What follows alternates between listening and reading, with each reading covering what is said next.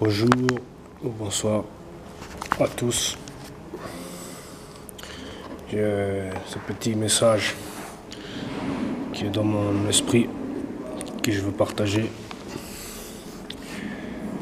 Et nous allons prendre, sans plus tarder, Psaume chapitre 23.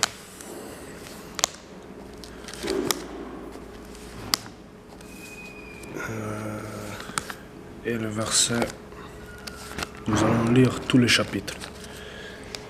Le titre de ce chapitre, c'est Le divin berger. Le divin berger. Donc, ça commence. L'Éternel est mon berger, je ne manquerai de rien. 2. Il me fait prendre du repos dans des pâturages bien verts. Il me dirige près d'une eau paisible. 3. Il me redonne des forces. Il me conduit dans les sentiers de la justice à cause de son nom. 4. Même quand je marche dans la sombre vallée de la mort, je ne redoute aucun mal, car tu es avec moi. Ta conduite et ton appui, voilà ce qui me réconforte. 5. Tu dresses une table devant moi, en face de mes adversaires. Tu verses de l'huile sur ma tête et tu fais déborder ma coupe. Oui, le bonheur et la grâce m'accompagneront tous les jours de ma vie, et je reviendrai dans la maison de l'Éternel jusqu'à la fin de mes jours. Donc, on a déjà lu ce psaume qui dit: quand je marche dans la sombre vallée de la mort, je ne redoute aucun mal, car tu es avec moi.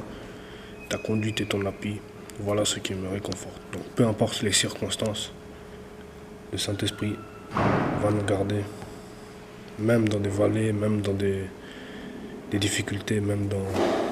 Peu importe la situation, si vous accrochez à Dieu, il va conduire à bon port. Nous allons évoquer brièvement les exemples de foi dans Hébreux chapitre 11. Nous allons lire Hébreux chapitre 11, versets 1 à 6. Je lis pour sa gloire. 1 à 7, pardon. Hébreux chapitre 11, versets 1 à 7. Or, la foi, c'est la ferme assurance des choses qu'on espère, la démonstration de celles qu'on ne voit pas. 2. C'est à cause d'elle de la foi, que les anciens ont reçu un témoignage favorable. Par la foi, nous comprenons que l'univers a été formé par la parole de Dieu, de sorte que le monde visible n'a pas été fait à partir des choses visibles. C'est par la foi qu'Abel a offert à Dieu un sacrifice plus grand que celui de Caïn. C'est grâce à elle qu'il a été déclaré juste, car Dieu approuvait ses offrandes. Et c'est par elle qu'il parle encore, bien qu'étant mort. C'est à cause de sa foi qu'Enoch a été enlevé pour échapper à la mort, et on ne l'a plus retrouvé parce que Dieu l'avait enlevé. Avant d'être enlevé, il avait en effet reçu le témoignage qu'il était agréable à Dieu. 6. Or, sans la foi, il est impossible d'être agréable à Dieu, car il faut que celui qui s'approche de lui croit que Dieu existe et qu'il récompense ceux qui le cherchent.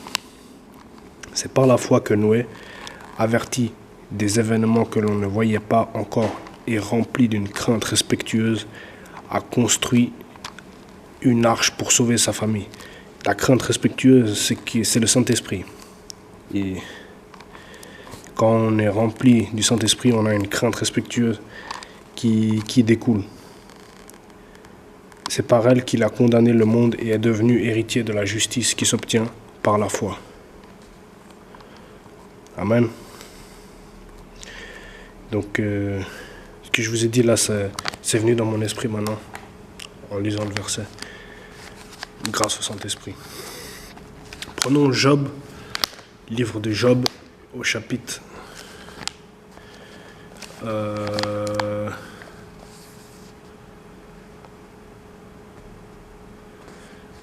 Galates chapitre 2. Nous prenons Galates au chapitre 2 et nous lisons les versets 15 à 21. Je lis pour sa gloire. Nous, donc l'apôtre Paul à l'église des Galates, nous sommes des Juifs de naissance et non des pécheurs issus des autres nations. Cependant, nous savons que ce n'est pas sur la base des œuvres de la loi que l'homme est déclaré juste, mais au moyen de la foi en Jésus-Christ.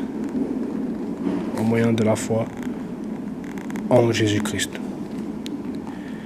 Ainsi, nous aussi, nous avons cru en Jésus-Christ, afin d'être déclarés justes sur la base de la foi en Christ, et non des œuvres de la loi, puisque personne ne sera considéré comme juste sur la base des œuvres de la loi. 17. Mais si, en cherchant à être déclarés justes en Christ, nous avons été trouvés pécheurs nous aussi, cela signifie-t-il que Christ serait un serviteur du péché? Certainement pas. 18. En effet, si je reconstruis ce que j'ai détruit, je me présente moi-même comme coupable. 19. Puisque c'est la loi qui m'a amené à mourir à la loi, afin de vivre pour Dieu. 20. J'ai été crucifié avec Christ. Ce n'est plus moi qui vis, c'est Christ qui vit en moi. Et ce que je vis maintenant dans mon corps, je le vis dans la foi au Fils de Dieu qui m'a aimé et qui s'est donné lui-même pour moi. Je ne rejette pas la grâce de Dieu. En effet, si la justice s'obtient par la loi, alors Christ est mort pour rien.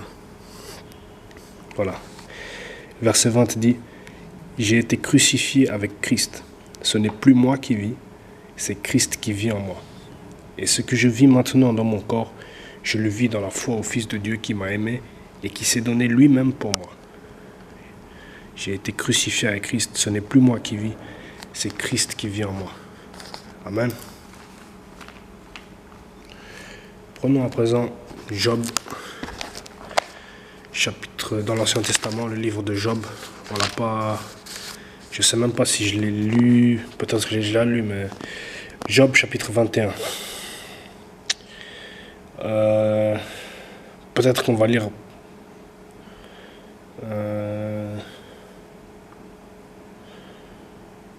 chapitre 4 à 34, jusqu'à la fin. Job chapitre 4. Non, on va lire 4 à 26. Pas jusqu'à la fin, c'est un peu long. Job chapitre... Bon, on va prendre... Allez, 6 à 26. Job chapitre 6 jusqu'au verset 26. Je lis pour sa gloire. Donc, le titre de ce chapitre, c'est septième intervention de Job. Je lis pour sa gloire. Quand je pense à cela, je suis terrifié et un tremblement s'empare de mon corps. 7. Pourquoi les méchants vivent-ils? Pourquoi les voit-on vieillir et même développer leur force? 8.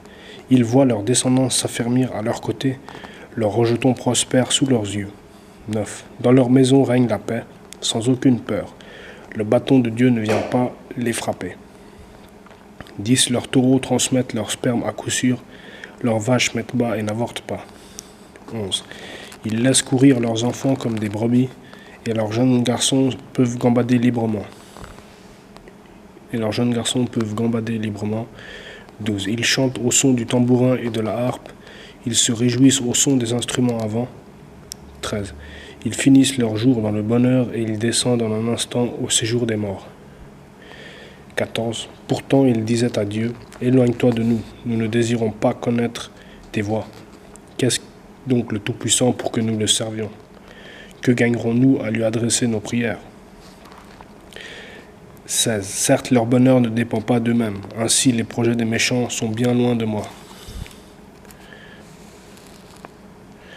Cependant, arrive-t-il souvent que leurs lampes s'éteignent, que la misère s'abatte sur eux, que Dieu leur distribue leur part en fonction de sa colère?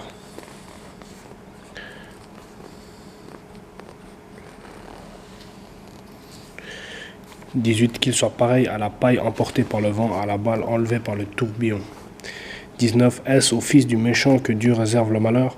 C'est le méchant lui-même que Dieu devra punir, pour qu'il le reconnaisse. C'est lui qui devrait contempler sa propre ruine. C'est lui qui devrait être touché par la fureur du Tout-Puissant. 21. En effet, que lui importe ce que deviendra sa famille quand le nombre de mois qui lui reste à vivre est abrégé? 22. Est-ce à Dieu qu'on enseignera la connaissance? C'est lui qui gouverne les êtres célestes. 23. L'un meurt au milieu du bien-être, dans une tranquillité totale et dans l'insouciance. 24. Alors que ses récipients sont remplis de lait et ses eaux pleins de moelle. 25. L'autre meurt dans l'amertume sans avoir goûté au bonheur. Tous les deux se couchent dans la poussière, et ce sont les vers qui les recouvrent.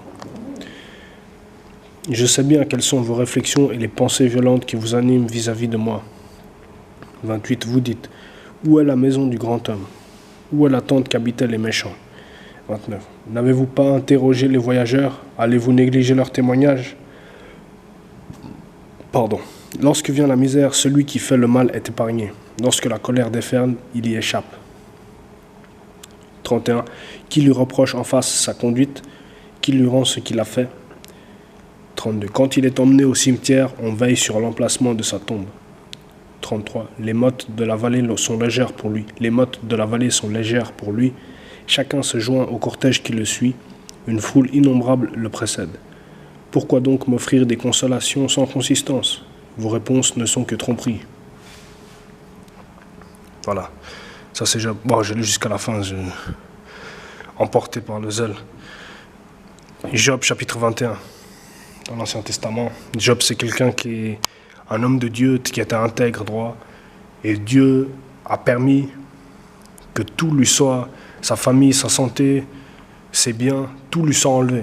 Il a tout perdu quasiment, et, sauf sa foi en Dieu, qui n'a pas faibli. Jusqu'à la fin, il a gardé sa foi en Dieu, et Dieu lui a tout restitué.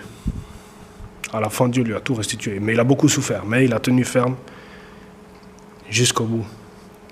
Et c'est une histoire fantastique. Un grand homme de Dieu, Job. Lisons à présent Proverbe chapitre 3. Et nous prenons à partir du verset 1 jusqu'au verset 14. 15. Proverbe chapitre 3, verset 1 à 15. Je lis pour